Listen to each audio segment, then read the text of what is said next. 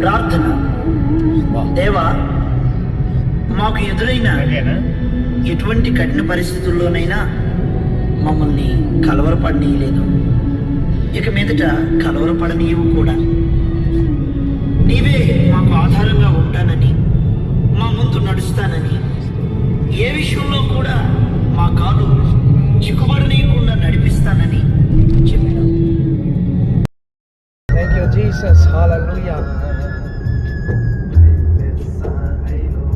Hallelujah.